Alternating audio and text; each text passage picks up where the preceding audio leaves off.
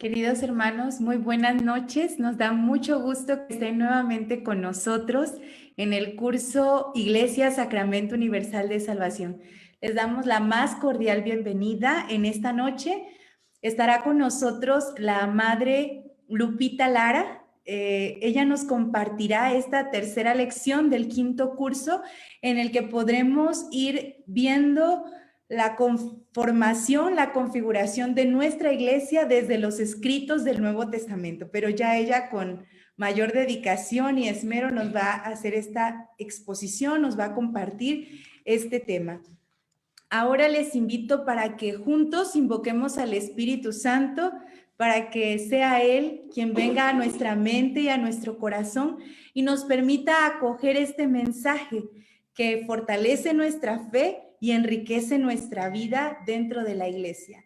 Decimos juntos en el nombre del Padre, del Hijo y del Espíritu Santo. Amén. Amén. Ven, oh Espíritu Santo, llena los corazones de tus fieles y enciende en ellos el fuego de tu amor. Envía, Señor, tu Espíritu y todo será creado y se renovará la faz de la tierra. Te pedimos, Señor, en esta noche la luz de tu Espíritu para que inflamando nuestro corazón en un amor santo se pueda también, Señor, iluminar nuestro entendimiento y comprender a la luz de tu palabra el tesoro inigualable que nos das al formar parte de esta iglesia. Te lo pedimos por Jesucristo nuestro Señor. Amén. Amén. En el nombre del Padre, del Hijo y del Espíritu Santo. Amén. Amén. Los dejo con la Madre Lupita Lara. Buenas tardes, buenas noches más bien ya a todos. Nos da mucha alegría poder compartir. Siempre el deseo de toda misionera servidora de la palabra, pues es tener la oportunidad de estar compartiendo la palabra de Dios, predicando. Y hoy precisamente tenemos esta gran riqueza de este curso de la Iglesia Sacramento Universal de Salvación, por la alegría de saber que pertenecemos a una iglesia. Y aunque hoy las encuestas del INEGI amanecieron diciendo que hoy hay cada vez más fe, no conocer la riqueza de los sacramentos en nuestra iglesia, no conocer la riqueza de pertenecer no a una mera institución, sino de pertenecer a este pueblo de Dios que ya en la última lección estuvimos viendo, y todas las gracias que recibimos en este curso, ¿verdad? De ser parte de una iglesia. Entonces, pues vamos a iniciar en esta noche con la reflexión, ¿verdad? Que es la iglesia en el Nuevo Testamento. Vamos a iniciar por ver un poquito, ¿verdad? El título. No vamos a abarcar todo el tema, pero vamos a tratar de ver una parte porque es bastante amplio. La iglesia en el Nuevo Testamento.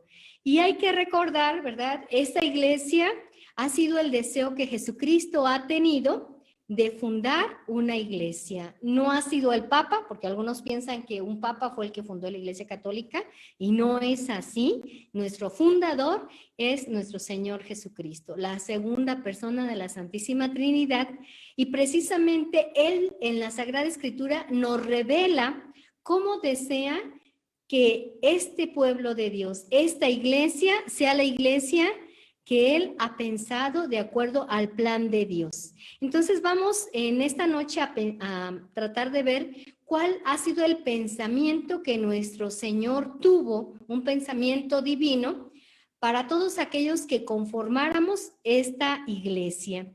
Y hay que decir, ¿verdad?, que las Sagradas Escrituras son el depósito de nuestra fe. Y este depósito de la fe es el que es revelado primero en los sinópticos. Entonces vamos a tratar de ver cómo Dios nos presenta la iglesia en los sinópticos. Ay, ya me pasé, ya me regresé, aquí. Ya. La iglesia en los sinópticos. Y primero encontramos, ¿verdad?, esta iglesia que anuncia la llegada del reino de Dios a todo el mundo, pero sobre todo en un pueblo muy concreto. En este pueblo al que Dios le ha regalado el don de la fe, la salvación. ¿Cuál es el propósito? Que el Hijo de Dios se haya encarnado en nuestra condición humana, en todo, excepto en el pecado, pues constituirnos hijos de Dios, hacer de nosotros un nuevo pueblo. Y hay, sobre todo, ¿verdad? Diríamos, dos grupos de personas que conformamos este nuevo pueblo de Dios, que son los discípulos y los apóstoles. Entonces, los discípulos, que nosotros bien podemos tomar ahí en su Biblia, el Evangelio de San Lucas, capítulo 10, versículo 1, ya lo tienen por ahí, así rápidamente, anótense el texto, saquen su Biblia, el Evangelio de San Lucas 10, 1, y vamos a escuchar la proclamación de este versículo. Vamos a invitar a nuestra hermana Goretti para que haga la proclamación. Del Evangelio de San Lucas, capítulo 10, versículo 1. Después de esto, el Señor escogió también a otros 72 y los mandó de dos en dos delante de él, a todos los pueblos y lugares a donde tenía que ir. Palabra de Dios. Te alabamos, Señor. Entonces, el primer grupo, que son los discípulos y que el Evangelio sinóptico de San Lucas nos refleja, dice, fueron primero estos 72 discípulos laicos que fueron de dos en dos a anunciar el reino de los cielos. Pero me llama la atención que el versículo resalta de dos en dos delante de él. Es decir, pasan delante de Jesús para recibir este envío. Hoy podríamos decir así, casi les impuso las manos y los envió a predicar. Como en muchas ocasiones tenemos esta dicha, ¿verdad? En nuestras parroquias, en nuestras misiones, que el sacerdote nos envía a una misión, impone las manos para que vayamos con la fuerza del Espíritu Santo a predicar de dos en dos. Es decir, en pequeñas comunidades, pueden ser de 3 en 3, de 4 en 4, de 15 en 15, qué sé yo, pero para decir desde ahí, el pensamiento de Jesús es una pequeña comunidad que se suma a la gran comunidad que es la iglesia.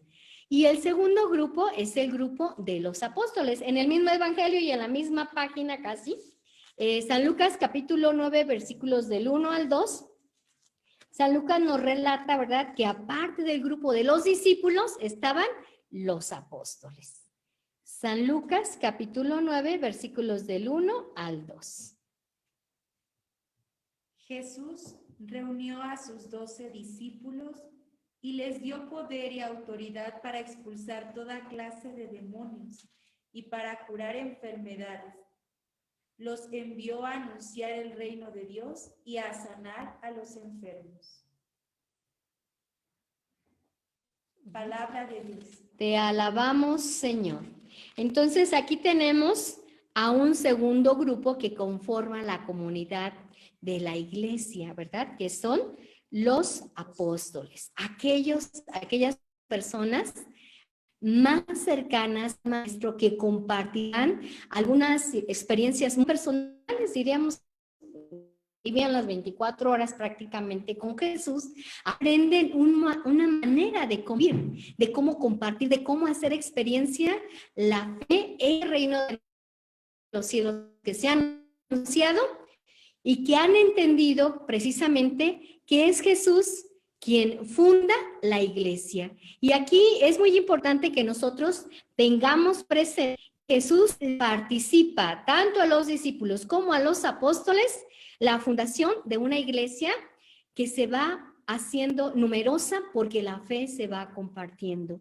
En la iglesia católica la intención no es como, ay, hay que ser muchísimos, ¿verdad? No, o hay que hacer proselitismo religioso, no. O sea, yo conozco, hago una experiencia de Dios, de la salvación que Jesucristo me ofrece en su palabra, y entonces esto provoca en mí que yo quiero también predicar. La experiencia de todo servidor de la palabra, la verdad es esta, que alguien llegó a nuestra vida, un joven, un ser, un laico, nos anunció la palabra de Dios Y entonces nosotros quisimos hacer lo mismo. A mí me encantan los vocacionales que tenemos en la comunidad y uno les pregunta a los jóvenes, ¿por qué quieres ser misionero? Porque llegó una misionera, un misionero, una religiosa, un sacerdote y predicó la palabra de Dios. Y yo de la misma manera quiero también predicar la palabra de Dios. Entonces, no hace falta convencer a alguien que predique, hace falta predicar, vivir la vida y entonces surge, ¿verdad? De manera, ¿qué diríamos? Recíproca, el decir yo también quiero predicar. Así crece y así se va fundando este pueblo de Dios y que bien diría el Papa Benedicto XVI, la fe se acrecienta compartiéndola. En la medida que cada uno de nosotros vivimos la fe, hacemos la experiencia y la compartimos, otros más desearán también conocer este tesoro de formar parte de nuestra iglesia.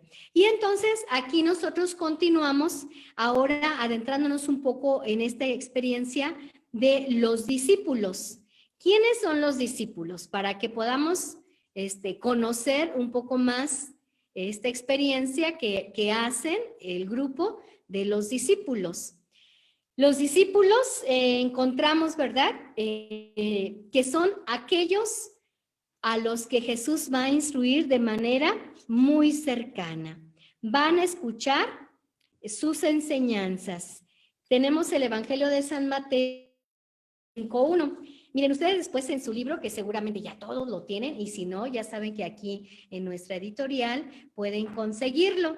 Descubriendo las riquezas de Jesucristo. Si no lo tienen, pídanlo cuanto antes porque se nos están acabando, por favor. El tomo 2, ¿verdad? Porque ahí ustedes pueden meditar, releer el texto que estamos viendo, porque son muchos textos y una gran riqueza, pero bueno, solo que ustedes tengan oportunidad de hacer una velada, podemos leer todos los textos.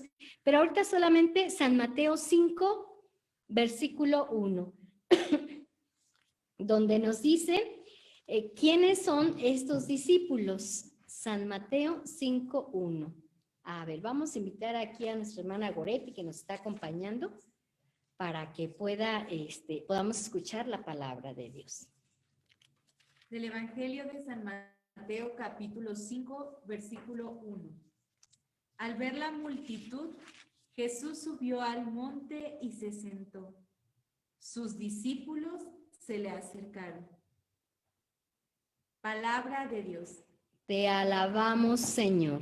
Entonces encontramos que los discípulos son aquellos que son instruidos por Jesús. Les dio clases particulares, como ustedes comprenderán, ¿verdad? ¿Por qué? Porque tenía un gran interés por ellos. Deseaba que ellos conocieran la buena nueva, el reino de los cielos, que se inicia aquí en la tierra, pero que se proyecta hasta la eternidad. Tenemos también, ¿verdad? Este texto no lo vamos a proclamar, pero sí anótenselo, del Evangelio de San Mateo, capítulo 12, versículo 1, que se dice, ¿verdad? También los discípulos son aquellos que acompañan al maestro, es decir, comparten la vida. Ellos bien pudieron ver los momentos en los que Jesús estaba cansado, compartir los momentos en los que Jesús oraba, entender cómo Jesús respondía ante las problemáticas de la vida cotidiana, que pues también Jesús como ser humano afrontaba, cómo llegaba a curar a los enfermos, cómo sanaba, ¿verdad?, a estas personas que necesitaban de su ayuda, incluso ser testigos de cuántas veces él sacó a los demonios de una persona. Entonces vieron con sus ojos, conocieron con su mente y entendieron con su corazón esta compañía del maestro, la experiencia que cada uno de nosotros hacemos de manera distinta, claro, pero ¿cuántos de nosotros hoy podemos decir es que yo de verdad siento que Dios está conmigo? Y no porque todo me sale a pedir de boca, sino porque cuando yo experimento mi incapacidad, que ya no tengo fuerzas, Dios sabe fortalecerme, Dios me consuela, Dios me da palabras para ir adelante. Los discípulos son también aquellos que comen con Él. Y es muy bonito, ¿verdad? Por ahí ustedes podrán recordar del Evangelio de San Mateo, capítulo 9, versículo 10, San Mateo 9:10. Recordamos, por ejemplo, ese momento de la multiplicación de los panes. que uno puede decir, ay, qué padre, ¿no? O sea, tener a un Jesús que siempre te multiplica el pan en estos tiempos de pandemia, oigan, pues, ¿quién no lo quiere? Pero no se refiere a eso, es el sentido de compartir la mesa. ¿Cuáles son los momentos más bonitos que nosotros a veces experimentamos? En familia, con una buena amiga, o sea, con alguien que te agrada. Incluso cuando alguien quiere conseguir algo, le dicen, te invito a comer. ¿Qué te gusta? ¿A dónde quieres ir? ¿Verdad? Porque no es la comida y no es el lugar, es ese sentido de compartir la vida. Compartir la mesa es compartir también la vida, los deseos, los propósitos, las inquietudes. ¿Cuántos de ustedes han tenido la oportunidad de que en una mesa primero estamos riendo y después terminamos llorando y después terminamos motivándonos unos a otros? También tenemos, ¿verdad?, que los discípulos son los servidores del Señor. Junto con Él aprenden a servir. Recordamos aquel texto de San Mateo 21, versículos del 2 al 3, que vamos a buscarlo en nuestra Biblia rápidamente porque el tiempo se nos va volando. No sé cómo podemos detener estos minutos, ¿verdad? Pero bueno, vamos entonces, San Mateo, capítulo 21, versículos del 2 al 6. Diciéndoles, vayan a la aldea que está enfrente, allí encontrarán una burra atada y un burrito con ella. Desátenla y tráiganmelos.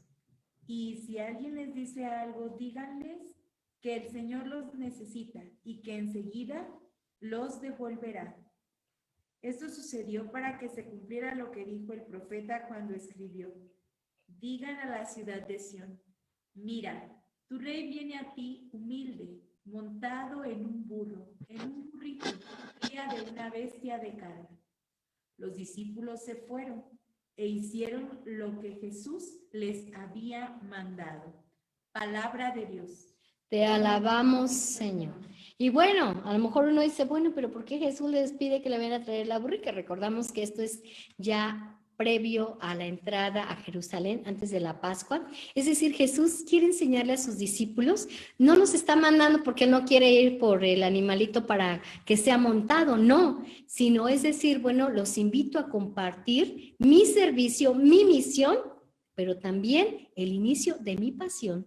El servicio hacia los demás también va a implicar obediencia, sacrificio, renuncia y participar, ¿por qué no también de un momento en la pasión, en el acto salvador? En cuántas ocasiones a veces nosotros, ¿verdad?, experimentamos, ay, es que ya no quiero, ya me cansé, porque siempre me pide a mí el Padre, ¿verdad?, que yo vaya, que... Bueno, el servicio también es renuncia a uno mismo.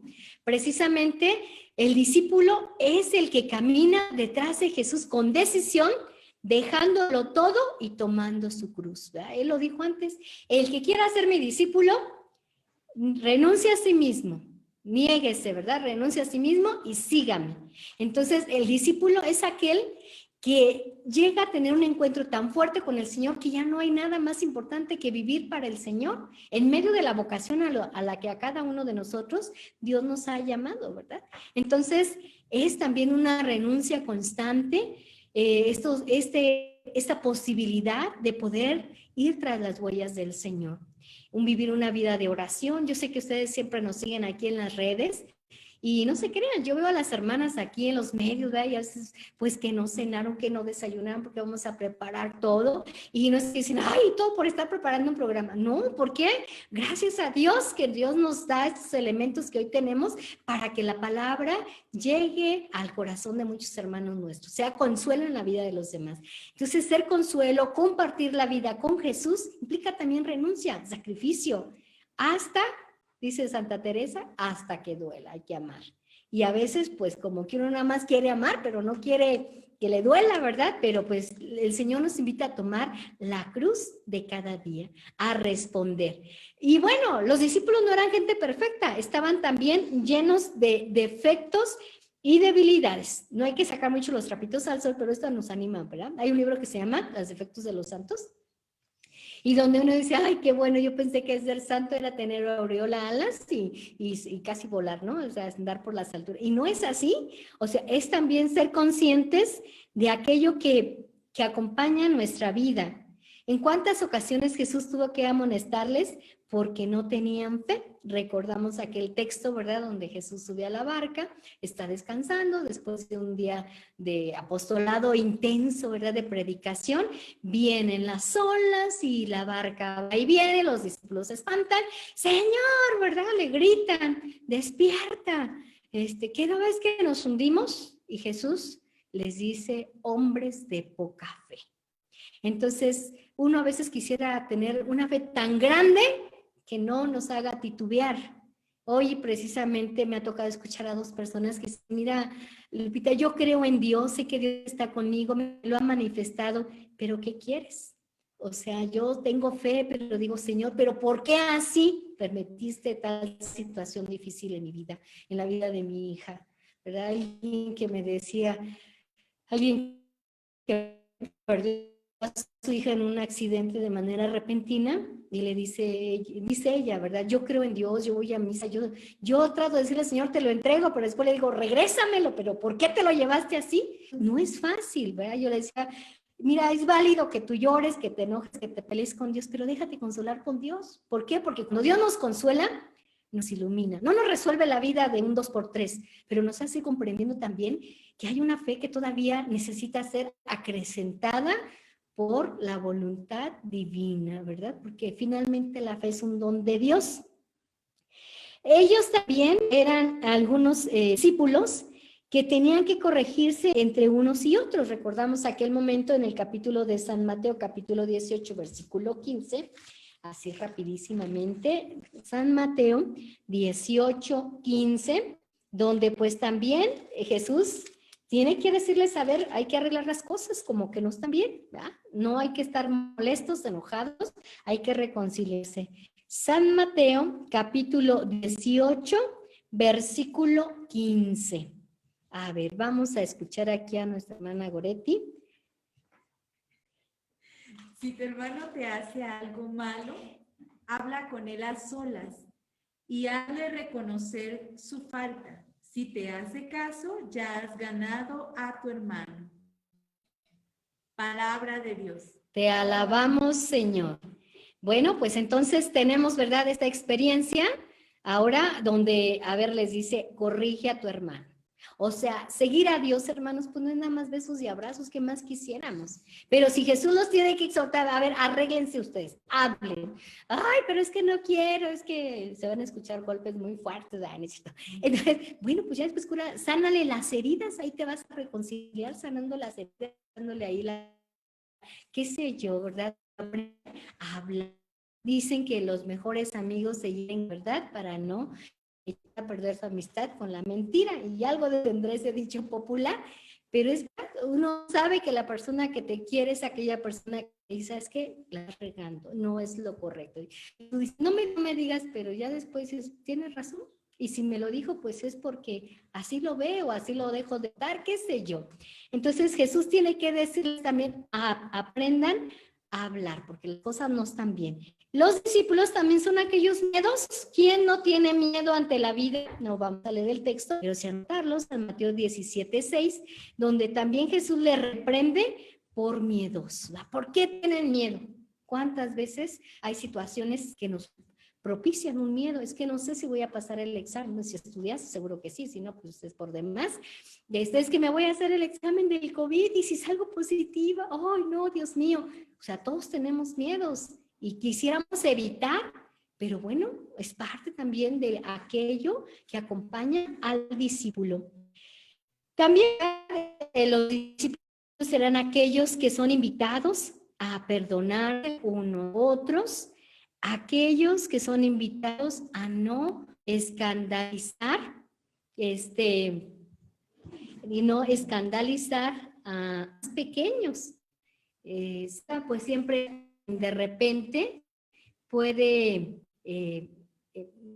pedir sus palabras, la manera de actuar, de gritar, de decir, y de uno dice, bueno, ¿qué hago, verdad? Ir a los demás, seguir dando motivo de escándalo, A veces eso ayuda, ¿verdad? Cuando dice, no, pues se va a ver mal. Yo hoy fui a servir como ministro extraordinario de la Eucaristía. Qué bueno. Oye, y al rato me ven entrar a una cantina y salir de ella, ¿verdad? O sea, no fui a evangelizar, fui ahí a hacer despapalle, ¿verdad? Entonces, pues, oye, estás escandalizando a quien te vio y ahora en qué actitud estás.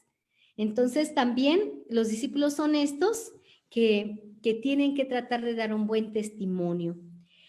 Después de los discípulos, decíamos, tenemos el segundo grupo, el grupo de los 12, que ya lo leíamos en el Evangelio de San Lucas 9, del 1 al 2, que son aquellos más cercanos.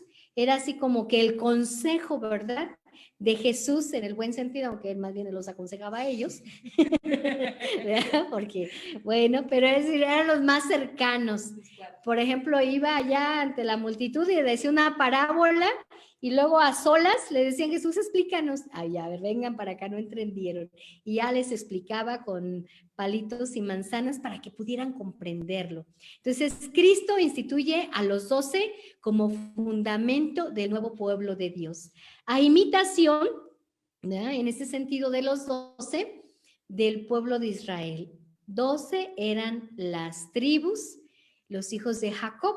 Y ahora a estos 12 es sobre los que Jesús va a encomendar también a su iglesia. Como cabeza, pues sin duda a Pedro, pero el resto de los apóstoles tenían esta preparación de fe, de experiencia de Dios, de escuchar. Decíamos hace un momento, vivían las 24 horas con Jesús, iban con él de pueblo en pueblo, pasaban crisis, hambre, cansancio junto con Jesús. No todos sus seguidores tenían esta experiencia, pero estos sí. Entonces, a estos es a los que Jesús les va a dar una misión bien especial. Hay que subrayar, ¿verdad?, que a ellos les va a dar poderes y les va a encargar la misión, porque esta misión viene de Cristo.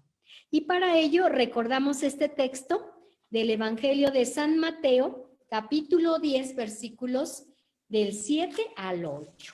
¿Ya lo tienen por ahí? Yo sé que ustedes ya son bien diestros en buscar los pasajes bíblicos.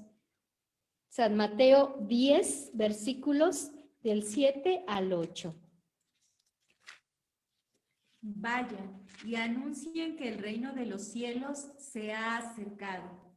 Sanen a los enfermos, resuciten a los muertos, limpien de su enfermedad a los leprosos y expulsen a los demonios.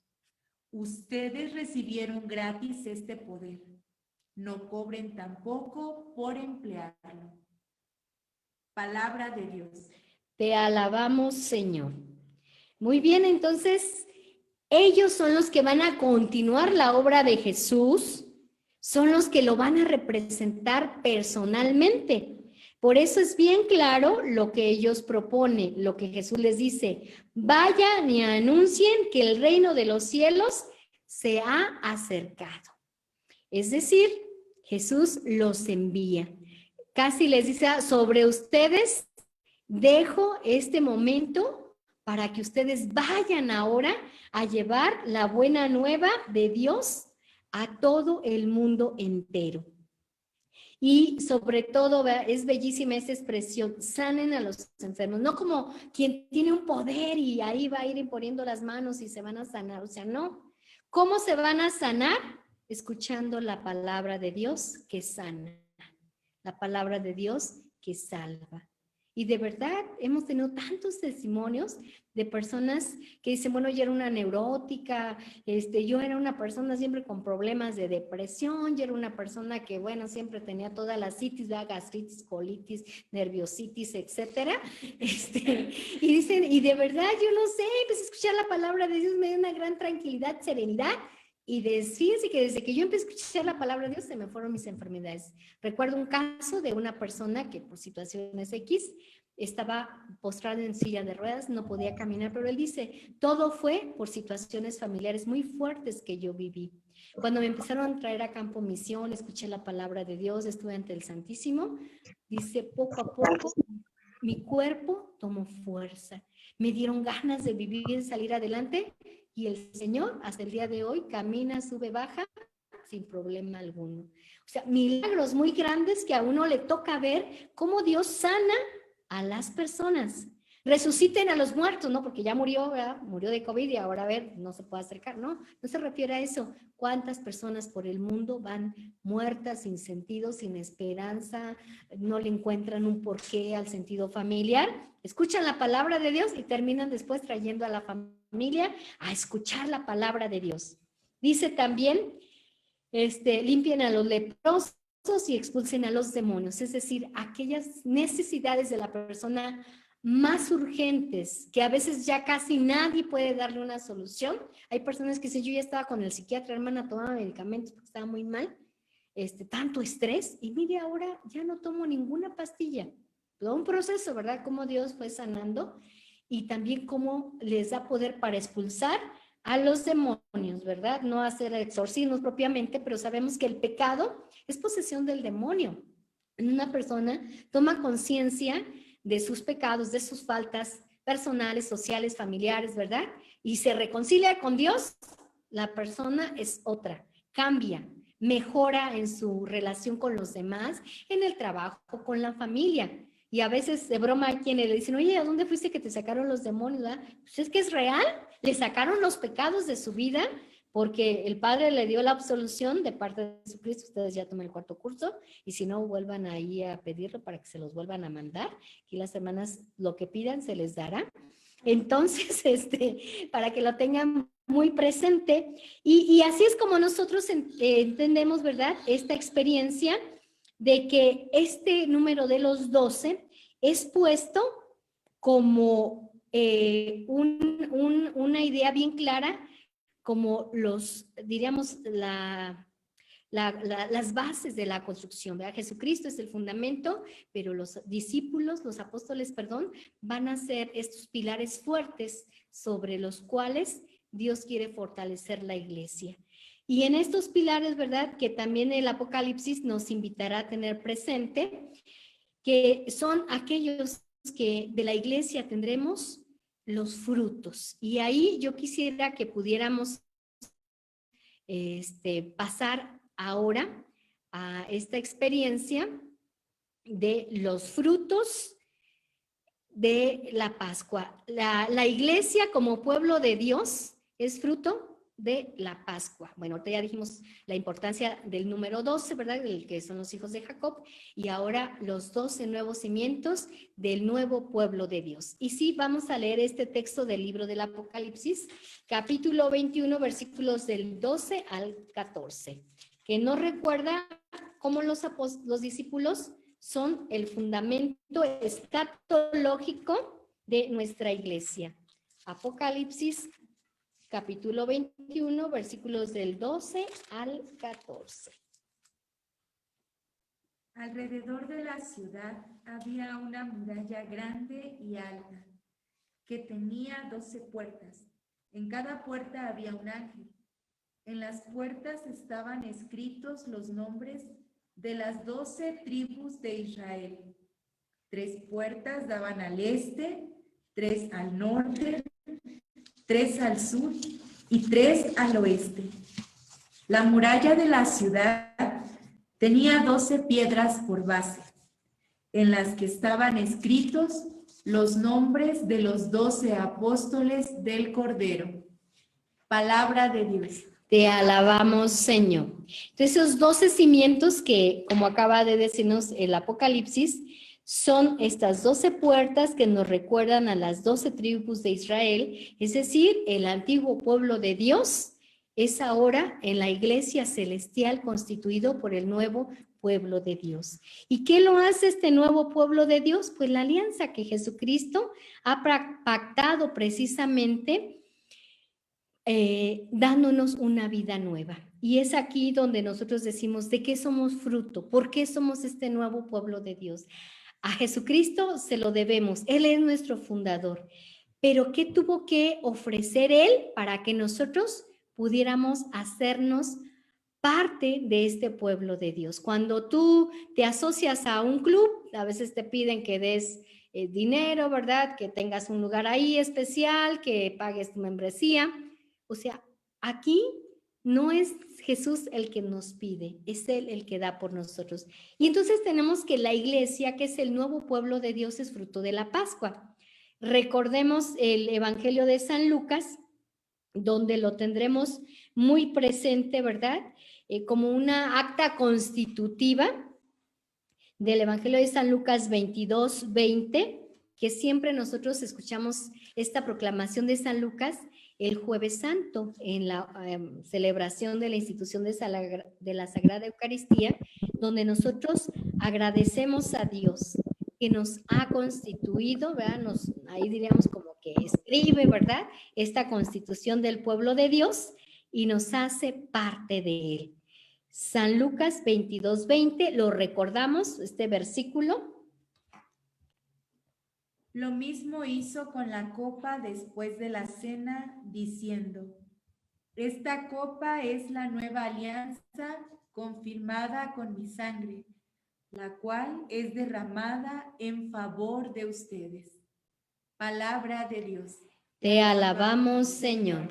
Entonces, la sangre de Cristo es la firma que a nosotros nos atestigua que somos parte de esta iglesia de Dios, de este pueblo de Dios.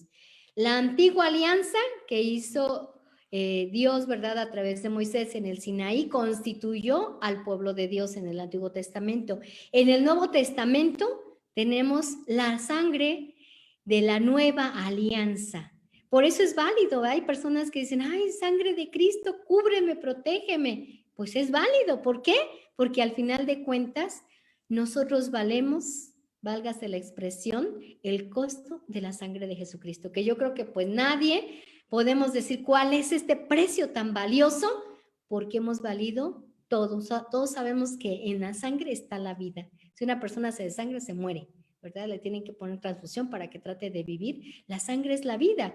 Y en ese sentido, Jesús ha dado la vida por nosotros, para que nosotros la demos también en favor de otros hermanos a través de la predicación, del apostolado, ¿verdad? Y a veces del cansancio. Entonces, la nueva alianza nos convierte en el nuevo pueblo de Dios. La iglesia es, por tanto, fruto de este misterio pascual que nosotros recordamos bien en el Evangelio de San Mateo, capítulo 28, versículos del 18b al 19, que ya no vamos a hacer la proclamación, pero que ustedes pues por ahí pueden ir y buscarla, ¿verdad? Y decir, todos los días debemos dar gracias a Dios. Yo creo que a veces uno en la familia, no sé si alguien le ha dicho, gracias mamá porque me engendraste, gracias papá porque eres mi papá. Solo el 10 de mayo, gracias mamá, felicidades. Pero a veces no le decimos lo que sigue, gracias porque yo te costé, ¿no? A veces dolores, cansancios, desvelos, hasta las varices que por ahí algunas mamás tienen porque pues ya nacimos gorditas desde entonces. Y entonces, o al papá, ¿no? Pues yo sé que te desgastaste por mí, ¿verdad? O sea, a veces no damos gracias. A Jesús hay que decirle, gracias Señor, porque me has dado la vida. Entonces nos ha dado, somos fruto de la sangre de nuestro Señor Jesucristo, ¿verdad? Y esta iglesia, pues desde luego es conformada por hombres y mujeres que deseamos también pertenecer a este pueblo de Dios. Y diríamos, recordamos a aquel texto en el que nosotros tenemos presente cuando estaban orando todos juntos, en el libro de los Hechos de los Apóstoles, capítulo 1, versículo 14, estaban los apóstoles, los discípulos y la Virgen María. Es decir, el nuevo pueblo de Dios está conformado por hombres y mujeres de fe que han vivido una experiencia, un encuentro personal con Dios, que lo siguen porque saben que Dios es el centro, el eje de nuestra vida, el consuelo que hoy necesitamos, la fortaleza para seguir adelante, pero que también nos convertimos en un testimonio para los demás. Yo creo que muchas personas cuando han visto pues el proceso de nuestra conversión dicen, nunca me imaginé que tú fueras a ser misionera, fueras a ser religiosa o fueras a ser una persona acercada a la iglesia, porque yo no te veía, ¿verdad? Con esos dotes. Ayer fue una experiencia muy bonita en la celebración de la Eucaristía, perdón, y donde varias personas dieron sus testimonios. Y dicen que algunos cuando escuchaban el testimonio decían, ay, oye, yo te veía tan buena gente en misa, pero no sabía el pasado que había detrás de ti. ¿Por qué? Porque esa persona fue transformada por la palabra de Dios, hombres y mujeres. Entonces, hoy somos llamados a vivir la experiencia de mujeres de fe que impregnen el mundo de una esperanza nueva, distinta. No porque no tenemos miedo a morir, porque no hay problemas, porque no hay trabajo, porque no hay alimento. No, porque Dios está con nosotros. Y quien tiene confianza en Dios siempre va a tener lo necesario. La providencia se va a manifestar. Entonces, siempre recordar que Dios ha puesto su mirada en cada uno de nosotros. Y bueno, vamos concluyendo la reflexión sobre la importancia de los apóstoles. Primero, porque hemos dicho, es la institución decisiva para la iglesia naciente.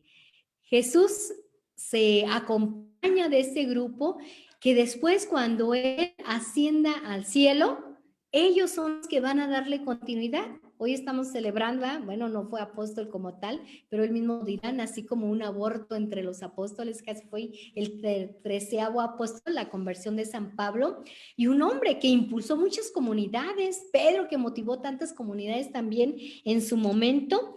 Y tenemos a cada uno de los apóstoles mártir en diversas regiones del Asia, e incluso algunos, ¿verdad?, en África, y en Europa sobre todo, ¿verdad? Entonces tenemos estos fundamentos especiales.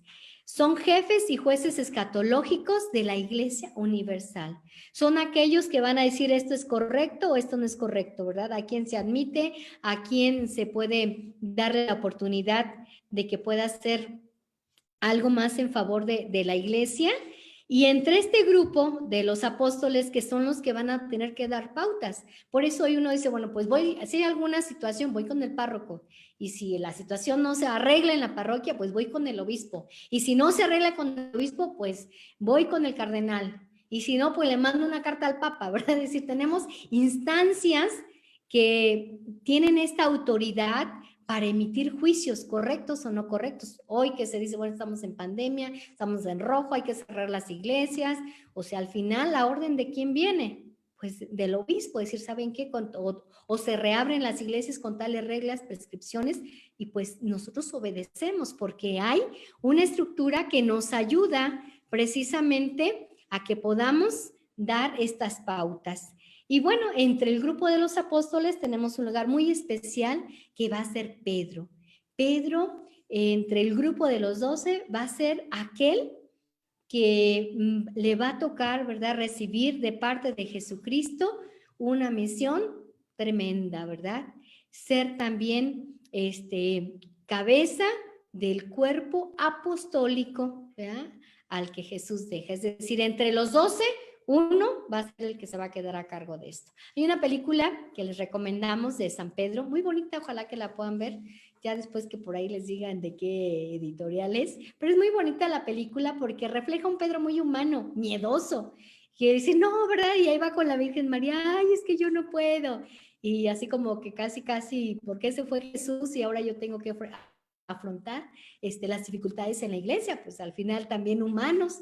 Y la Virgen va a hacer ese impulso en él que le va a decir, ten fe, y le recuerda muchos pasajes que él recordó, muchos momentos que vivió con Jesús, y Pedro como que se ve fortalecido en su fe, porque la cosa no es fácil. A veces se puede pensar, ay, sí, pues es la cabeza que haga y que deshaga, pero a los papás lo entienden perfectamente, ¿verdad? Que a veces no es fácil poder tomar decisiones en situaciones cruciales en la familia. Pedro va a ser el portavoz de los apóstoles. Es aquel que en nombre de ellos va a hablar y ellos lo van a escuchar. Pedro va a ser el que dirige la comunidad cristiana. Después de que Jesús parte, pues ahora él es Pedro, cabeza de este cuerpo apostólico y diríamos, ¿verdad? Por eso hoy tenemos a un papa. Pedro apóstol, príncipe de los apóstoles, ¿verdad? Eso significa papa. Y príncipe no como el que tiene la corona y sirve, sino como aquel que preside a una comunidad, aquel que sirve. Entonces, por eso es el que dirige la comunidad, escuchándola, acompañándola en sus sufrimientos, los va a impulsar en los momentos donde se está dando el martirio, él mismo va a vivir el martirio, ¿verdad? Él va a morir.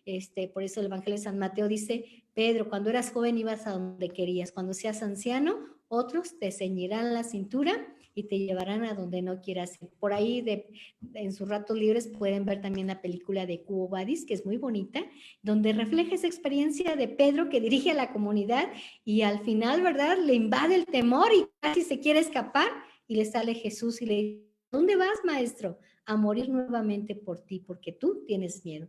Le dice, no, se regresa y vive el martirio. Luego por ahí búsquenla, es muy bonita. También Pedro va a ser aquel que los Hechos de los Apóstoles narran, fue el que inició la misión entre los gentiles, principalmente el capítulo 9, todo el capítulo 9. Yo les diría, ¿quieren conocer la historia de la iglesia de principio a fin?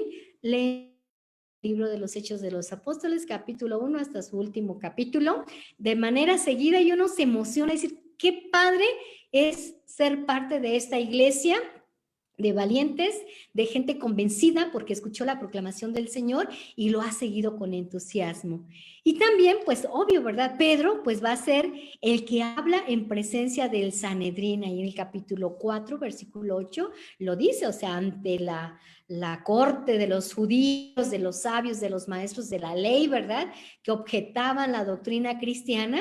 Pues Pedro no se va a armar de valor, ¿verdad? Aparte de armar de valor, de fe, con fundamentos, y va a hablar con verdad. Que todos decían, pero este era un pescador, ¿de dónde le viene tanta sabiduría? Pues de la fuerza del Espíritu Santo, porque el Espíritu Santo es también quien impulsa, quien dirige nuestra iglesia. Por eso leer el libro de los Hechos de los Apóstoles es leer la historia de nuestra iglesia, de este nuevo pueblo de Dios, acompañado, impulsado por el Espíritu Santo.